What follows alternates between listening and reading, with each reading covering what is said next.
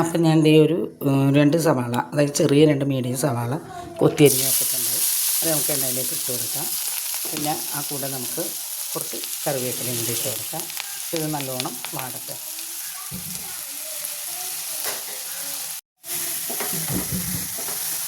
അപ്പോൾ ഇത് നന്നായിട്ട് അത് കിടന്ന് ഒരു കാഭാഗം വാടിയാൽ മതി കേട്ടോ. അത് ഒരുപാട് അങ്ങോട്ട് ഇതാകണ്ട, കുറച്ച്. പിന്നെ നമ്മളിതിലേക്ക് ചേർക്കാനുള്ള സാധനങ്ങളൊക്കെ എടുത്ത് വെച്ചിട്ടുണ്ട്. കുറച്ച് മല്ലിയില, ഇഞ്ചി, വെളുത്തുള്ളി, ഒരു പച്ചമുളകും ചതച്ചത്, പിന്നെ നമ്മുടെ ഈ മുളകില്ലേ, ഈ പൊരിക്കുന്ന മുളക്, ആ മുളക് കുറച്ചെടുത്തിട്ടുണ്ട് എരിഞ്ഞ്. പിന്നെ കുറച്ച് ചിക്കൻ്റെ കൃഷി ചെയ്തിട്ടുണ്ട്. ഉപ്പും കുരുമുളകും മഞ്ഞൾപ്പൊടി ഇട്ട് വേവിച്ചത് കൃഷി ചെയ്തെടുത്തിട്ടുണ്ട്.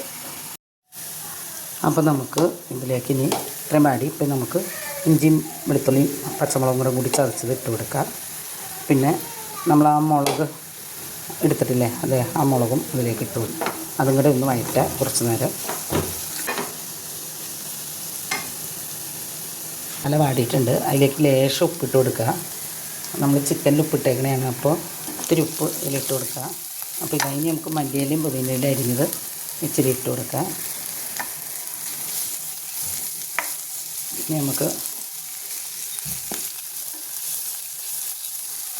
നമുക്കിതിലോട്ട് നമുക്ക് ചിക്കൻ ഇട്ട് കൊടുക്കാം. ക്രഷ് ചെയ്ത് വെച്ചാൽ ചിക്കൻ ഇട്ട് കൊടുക്കാം.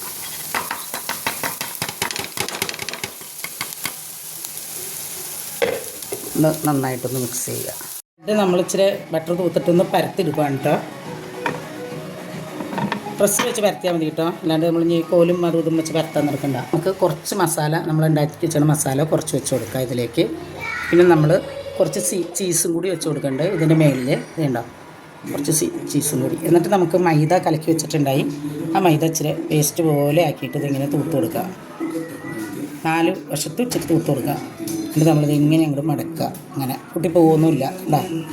ബ്രെഡ് ആവി കയറ്റി ഒന്നും വേണ്ട, പച്ചന തന്നെ എടുത്ത് പ്രസ്സിലേക്ക് വെച്ച് പരത്തിയാൽ മതി കേട്ടോ. ഇനി നമുക്കിത് ടോസ്റ്റ് ചെയ്തെടുക്കാം കേട്ടോ. കുറച്ച് ഉണ്ടാക്കി വെച്ചിട്ടുണ്ട് ഞാൻ. ഇനി ഇത് നമുക്ക് ഒരു പാൻ വെച്ച് ഇച്ചിരി നെയ്യിടാം കേട്ടോ. നെയ്യിട്ടിട്ട് നമുക്ക് നെയ്യ് ഇട്ട് ഇതെല്ലാം ഇതാക്കിയിട്ട് നമുക്ക് ഇത്ര ഉണ്ടാക്കിയിട്ടുണ്ട് കേട്ടോ ഞാൻ. കണ്ടോ ബ്രെഡ് വെച്ച്. ഇനി നമുക്കിതെല്ലാം ഇതിലേക്ക് ഇങ്ങനെ വെച്ച് തിരിച്ചും മറിച്ചും കൊടുക്കാം കേട്ടോ. അപ്പോൾ നമുക്ക് എണ്ണയിലിട്ട് പൊരിക്കുക വേണ്ട, എല്ലാവർക്കും ഇത് കഴിക്കാൻ പറ്റും. കാരണം എണ്ണയിലിട്ട് പൊരിക്കുന്ന ഇതുണ്ട്. ഞാൻ അതിൻ്റെ പുറത്തോടെ ഇച്ചിരി ബട്ടറും കൂടി വെച്ചിട്ടുണ്ട്. എന്നിട്ട് എല്ലാം ഒന്ന് മറിച്ചിട്ട് കൊടുക്കുകയാണ്. അപ്പോൾ ഇത്രയും ബട്ടർ മതി. ഇതിൽ ഇതുപോലെ ടോസ്റ്റ് ചെയ്തെടുത്താൽ മതി. അപ്പോൾ നമ്മളതെല്ലാം ടോസ്റ്റ് ചെയ്തെടുത്ത് ഇത് ടൊമാറ്റോ സോസും മയോണൈസും കൂടി മിക്സ് ചെയ്ത് വെച്ചാണ് കേട്ടോ ഇതിൽ മുക്കി കഴിക്കാം നമുക്ക്.